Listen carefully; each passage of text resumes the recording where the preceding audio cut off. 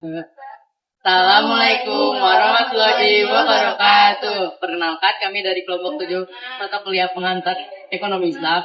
Di sini kami akan mewawancarai beberapa orang di Sinar Kampus 1. Yang pertama kita akan memperkenalkan diri. Yang pertama itu anggota kami adalah saya Jubaida. Saya Nurfana. Saya Kafiadi. Langsung aja kita akan wawancara. Kak, jadi di sini aku bawa beberapa pertanyaan tentang ekonomi. Sebelumnya kakak boleh perkenalkan diri dan nama aku Azila Karima dari jurusan Sastra Inggris.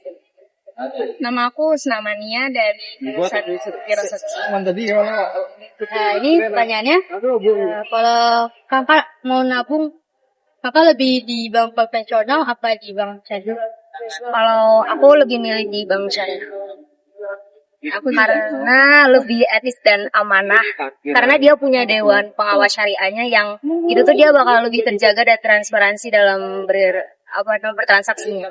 Kalau aku bank syariah juga karena dia bebas dari riba. Kan dijelaskan dalam Islam juga riba kan haram ya. Jadi gak ada bunganya. Makasih ya Kak. Di sini aku ada pertanyaan tentang ekonomi Islam. Sebelum pertanyaan, Kak boleh perkenalkan. Nama saya Muhammad Gais dari jurusan Fakultas Dirasat Islam. Di sini pertanyaannya, kira-kira apa yang kakak ketahui tentang ekonomi Islam?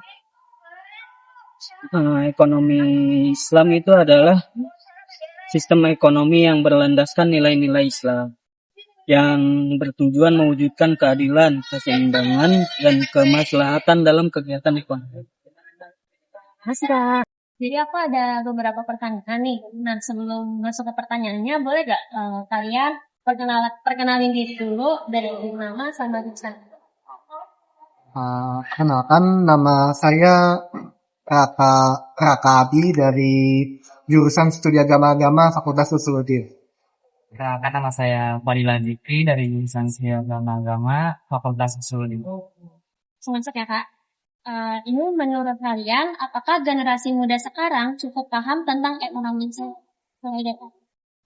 Kalau menurut saya terkait dengan generasi muda ya, kalau kita lihat sejarah kan perbankan syariah itu kan termasuk yang baru ya dalam sejarah ya.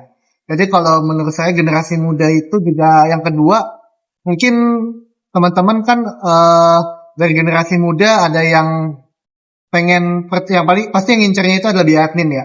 Jadi terkadang kalau lihat dengan perbankan syariah kan tanpa riba ya, no riba. Dan biaya adminnya gratis ada juga. Nah mungkin itu yang salah satu daya tarik generasi muda. Jadi kalau menurut saya untuk generasi muda, ini maksud maaf? Dan apakah generasi muda sekarang cukup paham? Cukup paham. Nah, kalau dengan paham, terutama dengan ada internet, kalau menurut saya generasi muda cukup paham. Tetapi tidak semuanya mungkin tahu tentang bagaimana sih sistem kerja perbankan syariah dan semacam itu sih kalau dari saya. Kalau dari saya mungkin ekonomi Islam mungkin baru dikenal berapa tahun aja gitu ya. Mungkin masih lebih dikenalnya ekonomi yang umum aja gitu, nggak ada Islamnya lah. Jadi itu aja. Ya enggak, jadi aku udah tapi kalau tetap itu sebelum masuk ke pertanyaan, kakak boleh kenalin diri mama dan Sebenarnya perkenalkan nama berbrand dari jurusan untuk pertanyaan kak. Nah pertanyaan itu ada pernah dengar istilah riba nggak? Terus menurut kamu kenapa dalam Islam itu riba itu dilarang? Kalau dengar istilah riba itu saya pernah dengar istilah riba. Riba itu kan kalau dalam Islam itu sebenarnya haram ya, dia nggak boleh karena tentunya ada pihak yang diuntungkan dan ada pihak yang dirugikan, itu terdapat ketidakadilan yang nggak setimpang kan di situ. Makanya riba itu sendiri dilarang dalam Islam karena dia terkait pinjam meminjam yang menguntungkan salah satu pihak. Jadi makanya riba itu sangat tidak relevan banget untuk ekonomi Islam. Makasih ya kak. Jadi di sini aku ada pertanyaan tentang ekonomi Islam. Sebelum pertanyaan, ada dulu nama dan juga. Sebelumnya perkenalkan, nama saya Palestina Sita dari kelas 1 KTMD. Jadi sebenarnya saya tuh masih mama. Ya. Jadi sini pertanyaannya, menurut kamu apakah sistem ekonomi Islam ini bisa diterapkan di Indonesia secara menyeluruh? Jadi kalau menurut aku sistem ekonomi Islam itu sebenarnya bisa berpeluang banget karena mayoritas Indonesia itu kan Islam ya, cuman masih butuh ini lagi sosialisasi lagi untuk masyarakat Islamnya karena belum semua muslim itu mengetahui sistem dari ekonomi Islam itu sendiri.